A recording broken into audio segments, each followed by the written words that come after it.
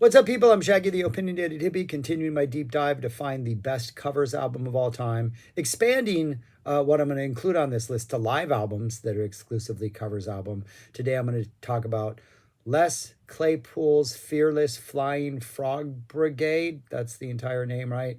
Their Live Frogs Volume 2, or was it just Live Frogs Set 2?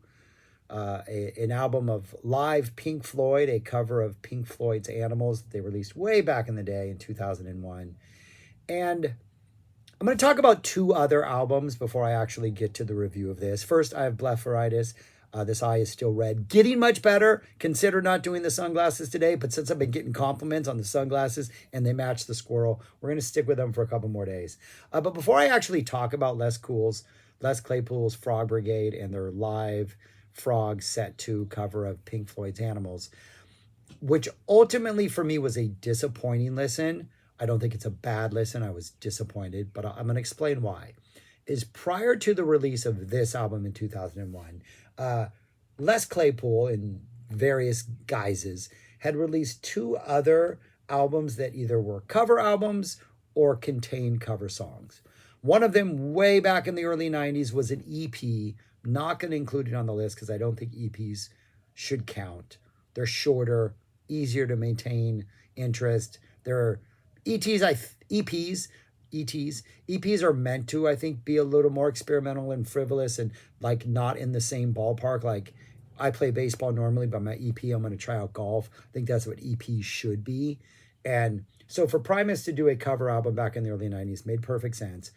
And it is a fantastic album. It's less than 20 minutes long. It's got 5 songs, but there are 0 complaints to be made about this album. It sounds like, I think the song selection, all 5 songs, is perfect. They pick 5 songs that work well within the Primus framework, and it sounds like Primus playing songs. Like if you were go to see Primus live and they were to drop one of these songs in their set, you're like, yes, that makes perfect choice. And one of them makes such a perfect choice. I wish they had always played it. But the 5 songs on that EP opens up with Peter Gabriel's Intruder, which Les Claypool's voice, especially in the early 90s, just gives it a different type of creepier vibe. Like Peter Gabriel's Intruder, like that guy seems like if you run into him while he's intruding, like things are going to go horribly wrong. Where the Les Claypool guy, you might be able to throw stuff at him and he's going to flee because he just feels kind of tweaked. But it's a nice, solid performance of Intruder. Second song I'm going to talk about in a second. They do a cover of The Resident Sinister Exaggerator, cover of The Meter's Tippy Toes, which is just made for Primus, and then a really nice Primus sounding cover of Have a Cigar. The second song, XTC's Making Plans for Nigel, that sounds like a Primus song. Sounds like Primus lyrics, sounds like Primus energy. It is so Primus. I don't know why that did not become a staple in their live set, or at least something they return to often. That is fantastic. I love it. It is a great EP. 20 minutes of Primus doing really, really good songs. So that was my first experience with Les Claypool doing cover songs. Though he also had a band called Kaka, which used to do Frank Zappa covers that played in the Bay Area in probably the early 90s. I don't think it was late 80s. It was early 90s. It was fun. Not the most impressive stuff, but it was a good time. And it was cool to hear anybody doing Zappa with Les Claypool, who was like a Bay Area hero at the time. That was fantastic. Jump ahead to a couple months before Live Frogs Set 2 drops and Live Frogs Set 1 drops. From the same run of shows in the Bay Area from like early 2000, in this set, the original release, there were 2 cover songs. They opened up with King Crimson's Thela Hunginjit, and that song was pretty much formatted as sort of a jazz jam band song. You got a section of Thela, the nice little like intro before we drop into it. Then we break down into the section where a couple of the instrumentalists, 2 guitar players, there's a keyboard player, there's Les on bass on drummer, there's a saxophone player, get a chance to solo. All fantastic soloists. These are great musicians. We go back into Thela, whatever you want, Thela. We go back into that song, Hunginjit. We get more of that. Then we go back into another solo section and people get a chance to solo. We finish the song off. And it really feels like if they had, I don't know how many shows they played on this tour. Don't know what I was doing in this era. I was not seeing Les Claypool out in Texas. Not even sure he made it to Texas back then, if it wasn't Primus.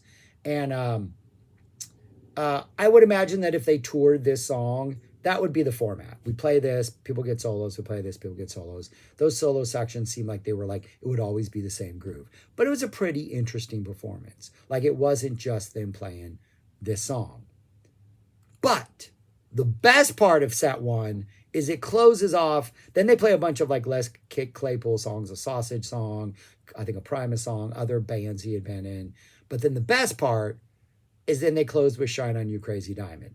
And it essentially gets the same treatment as Thelahun Ginjit, where you get this intro, which is a great reworking of, they drop the near, near, near, near, that like 4-note arpeggio, that sequence, and that's what they're building the intro around, but they're coming in with some hard bass energy that you would find deeper into the song. We get a little like Shine On You Crazy Diamond quote, like we get this really intensely building jam energy that takes elements from different parts of the song, and then it drops us into the first set of vocals.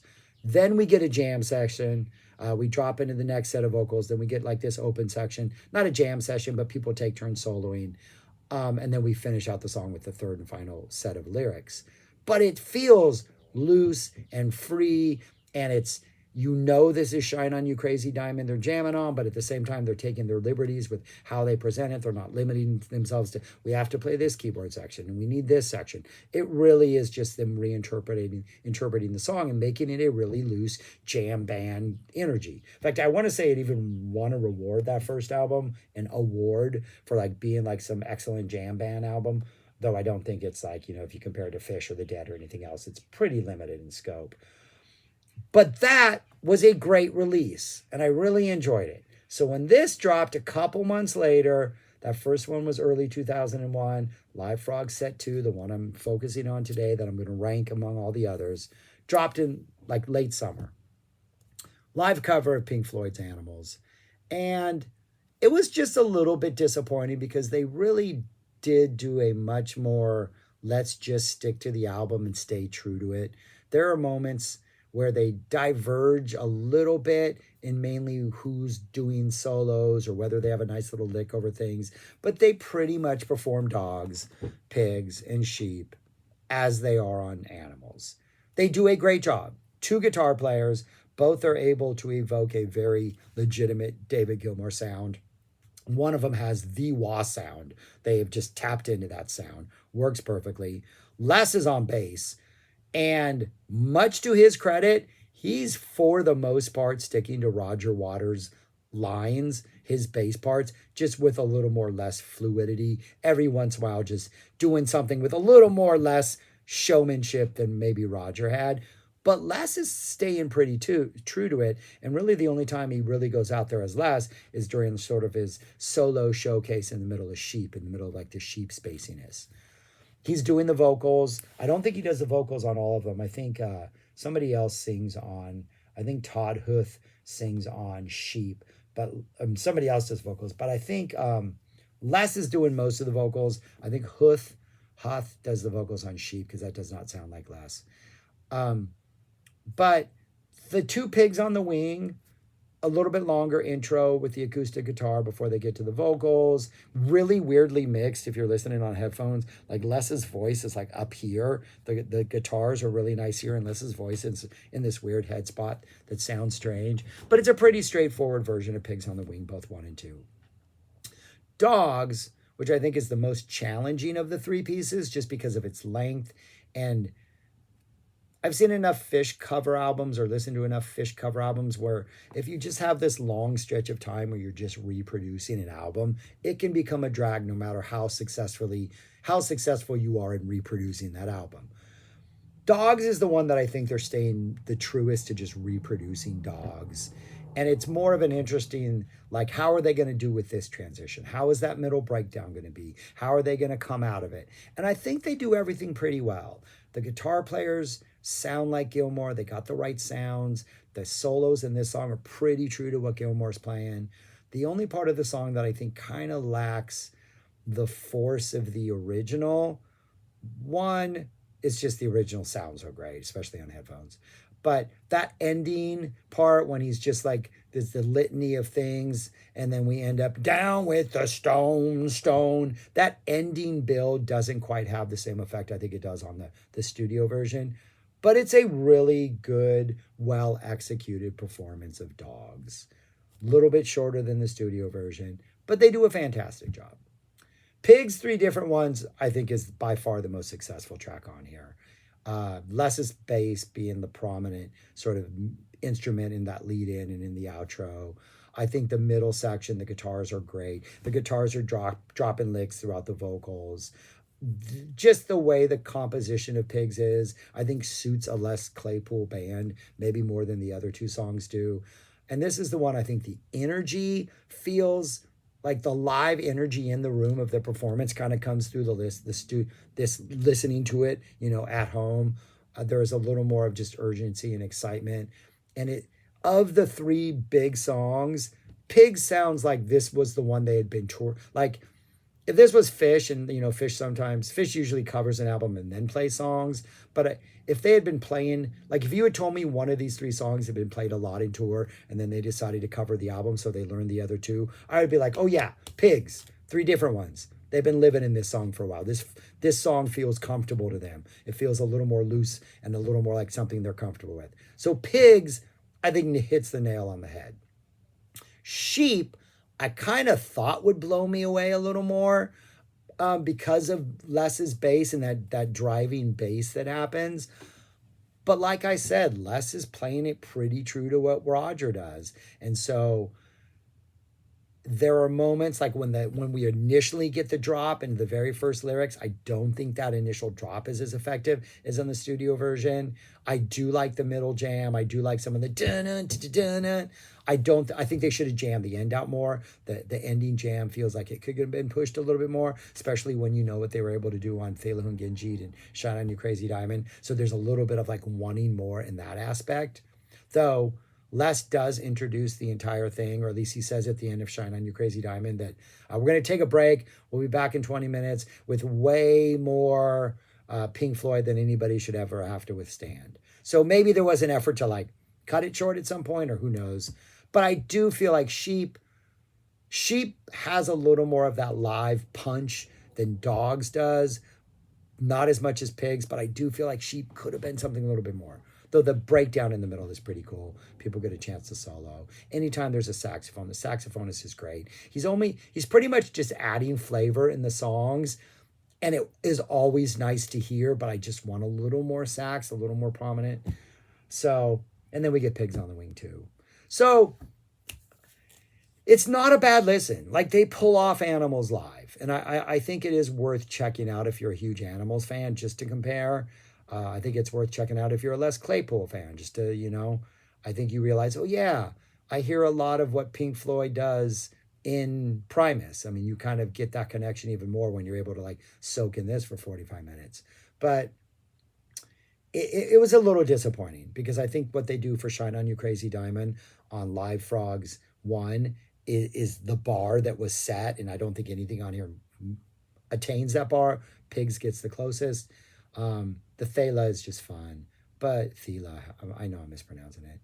Thela Hungenjit, I'm just going to sing it, and who cares, right? But yeah, so those are my thoughts on this. I wanted to be more. I wanted them to take more chances. As it is, it's a fun, decent interpretation of Animals. Where would I rank it? Because I really only think one song succeeds, and I don't think the other songs are bad, so maybe they're like half good because they execute it well, but they're lacking something. I have it at 40%. Below Styx's Big Bang Theory, which blows my mind, but I determined the percentage before I ranked it, and I was like, man, I probably like this more than the Styx's Big Bang Theory, to be perfectly honest with you. But also, I'm being very gracious because I'm a huge Les Claypool fan. And every time I listen to this, the urge is to go revisit Animals because I just think it's a perfect album to begin with. And so anytime you mess with it, you're messing with perfection, and you're just going to recreate it, right? So I had to be true to myself. And I had to be honest as a recommendation to say, like, yeah, this won't change your opinion on animals. And if you really love animals, you might want to just go back and listen to animals. So I had to be honest with that. So I think it's a good listen because I'm a Claypool fan. But I got to be honest. It's at 40%. Wow, Styx. But again, Styx had way more songs. So it's easier to, like, if you mess up a couple, your percentages don't drop. There's only 5 songs on this. So, each one's worth 20%. But yeah, that's it. I'm rambling at this point. But wrap up this whole video. Primus is miscellaneous debris, less than 20 minutes. 5 great summer songs. Live Frogs, set 1, which I'll do a video on at some point. 2 cover songs, one of which is fantastic, the other which is fun. The rest of it is some good Les Claypool era stuff. And then this, I think it's a good listen. They do a great job. It's probably better live, but a little bit disappointing. That's it. I'm rambling. Thanks for watching. Subscribe, like, share, comment, do those things. Leave me your thoughts on this album, and peace. Talk to you later.